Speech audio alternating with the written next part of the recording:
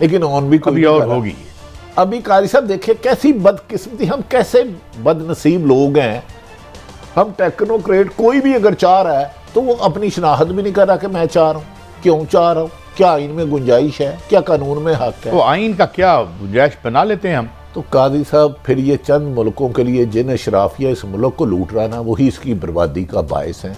ये टेक्नोक्रेट तो फिर हमने ठीक भी उन्हीं से करवाना है ना। क्या इमरान खान ऑलरेडी सड़कों पर है, जिससे 70 से 80% हर सर्वे में उसकी सीटें हैं। पीपल्स पार्टी भी सड़कों पर आ गई, अगर आ गई टेक्नोक्रेट के बाद, मैं ये कह रहा हूँ अगर नून लीग भी आ गई, मौलाना भी आ गए, तो ये टेक्नोक्रेट हुकूमत चलाएंगे कैसे। भट्टी साहब मैं एक आपको बात बता दूं, क्योंकि यहाँ बात करनी अब बड़ी मुश्किल होगी। बात यह है कि एक बंदा है, उसका नाम है जॉर्ज सोरोस, उसने एक बड़ी खूबसूरत बात की, बहुत बड़ा तकड़ा सरमायादार है। उसने कहा है कि डरो उन लोगों से जो नए गरीब होते हैं। पुराने गरीब तो बेचारे जो हैं वो अपना कोई जिंदगी रूटीन में चले जाते हैं। जिन लोगों को पेंशन बंद करके, इंडस्ट्री बंद करके आप गुर्बत में या उसमें धकेल रहे हैं, वो इमरान खान का इंतजार नहीं करेंगे। साहब मैं माफी चाहूंगा, ये कौम बेचारी बाहर नहीं आती, जिनको आप अरबों रुपए की मराद देते हैं, उन्होंने कौन से इस मुल्क पे सोने के कान लगा दिए। अरबों रुपए की मराद कुछ लोग लेते हैं, अरबों रुपए की, मैं करोड़ों की नहीं कह रहा, मैं ये फिगर्स पे कह रहा हूं। मैं पिछले दिनों एक रिसर्च कर रहा था कि पाकिस्तान में शायद आज से 50 साल बाद इंचों में जगह बिके, इंचों में।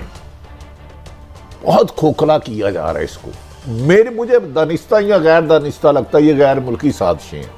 आलाकार कौन है ये अल्लाह जानता है और अल्लाह की ज़ात जानती है, या हमारे अदारे इसकी इन्वेस्टिगेशन करें। कादी साहब आपको नहीं अंदाजा बलोचिस्तान और KPK में क्या हालात हैं। TTP किस हद तक आपके मुल्क पर दहशत गर्दी का जाल फेंक रही है।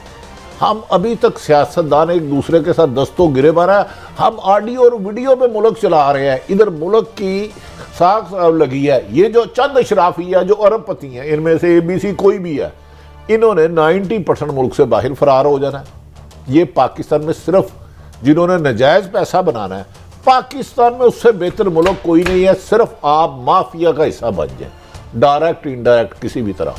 दुनिया में सबसे पूरे रीजन सब नक्शे पे चले जाए, अगर पाकिस्तान से ज्यादा अच्छा मुल्क कोई हराम का पैसा कमाने के लिए है तो मेरा गिरबान पकड़ लीजिएगा।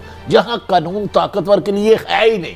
आप दिन को डाका मारे, आप रात अंधेरे में डाका मारे, आप जमहूरियत में डाका मारे, आप इंसाफ में डाका मारे, आप जसाफत में डाका मारे, आप आम लोगों के हकूक पर डाका मारे, लेकिन आपके पीछे कोई ताकतवर हो, आपकी पुश्त पे कोई ऐसा हाथ हो जो कानून को धक्का दे और आपको रेस्क्यू कर ले। पाकिस्तान की राजनीति में बार बार इस्तेमाल किया जाने वाला शब्द केयरटेकर प्रधानमंत्री क्या है और पाकिस्तान में अब तक कितने केयरटेकर प्रधानमंत्री रह चुके हैं। केयरटेकर प्रधानमंत्री को जानना इसीलिए भी इतना इम्पोर्टेंट हो गया है क्योंकि इस वक्त पाकिस्तान की मालिया हालत को देखते हुए फिर से पाकिस्तान में केयरटेकर प्रधानमंत्री की योजना को लाने की बात कर रहे हैं। तो क्या होता है ये केयरटेकर प्रधानमंत्री और क्या होती है इसकी भूमिका, आइए इसे आपको समझाता हूँ। जैसा कि शब्द से ही निर्धारित है, एक केयरटेकर प्रधानमंत्री वो होता है जो अगले प्रधानमंत्री की नियुक्ति तक अस्थायी रूप से सरकार चलाता है। पाकिस्तान में एक केयरटेकर प्रधानमंत्री अगले प्रधानमंत्री की नियुक्ति तक स्वतंत्र और निष्पक्ष चुनाव सुनिश्चित करने के लिए नेशनल असेंबली के विघटन के बाद सरकार का नेतृत्व करता है। पाकिस्तान के संविधान के अनुसार राष्ट्रपति नेशनल असेंबली के विघटन के बाद प्रधानमंत्री और विपक्ष के नेता के परामर्श से एक कार्यवाहक सरकार नियुक्त करेगा। कार्यवाहक प्रधानमंत्री के रूप में किसे चुनना है, इस पर दोनों पक्षों को एकमत होना चाहिए। यदि आम सहमति नहीं बनती तो राष्ट्रपति पाकिस्तान के चुनाव आयोग के परामर्श से एक केयरटेकर प्रधानमंत्री चुनने के लिए स्वतंत्र है। गुलाम मुस्तफा जतोई पाकिस्तान के पहले केयरटेकर प्रधानमंत्री थे। आज तक पाकिस्तान में 7 केयरटेकर प्रधानमंत्री रह चुके हैं, जिनमें मुख्य न्यायाधीश नसीरुल मुल्क सबसे हालिया प्रधानमंत्री हैं। उन्होंने 1 जून 2018 को नेशनल असेंबली के विघटन के बाद पदभार ग्रहण किया और 18 अगस्त 2018 को PTI के अध्यक्ष इमरान खान ने पाकिस्तान के प्रधानमंत्री के रूप में शपथ लेने के बाद पद से इस्तीफा दे दिया था।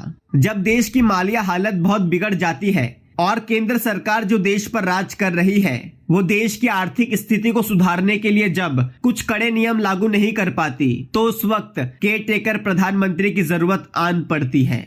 और ये ऐसा इसीलिए भी होता है क्योंकि कोई भी रूलिंग पार्टी नहीं चाहती कि वो पेट्रोल, डीजल, बिजली के दाम बढ़ाकर जनता की नजर में बुरी बने, क्योंकि उनके ऐसा करने से उनकी भविष्य की राजनीति में प्रभाव पड़ सकता है। तो ऐसे वक्त में केयर टेकर प्रधानमंत्री कुछ कड़े नियम लेता है जिसके तहत देश में महंगाई फिर बढ़ती है। केयर टेकर प्रधानमंत्री जनता के कल्याण के लिए नहीं, देश की इकोनॉमी के लिए काम करता है और ऐसे कुछ कड़े नियम लाता है जिससे देश की आर्थिक स्थिति फिर से संभल सके। गौरतलब है कि इमरान खान अब तक इस बात से राजी नहीं हुए हैं। उनका ये कहना है कि जल्द से जल्द इलेक्शन करवाए और उसके बाद इमरान खान पाकिस्तान को फिर से संभाल लेगा।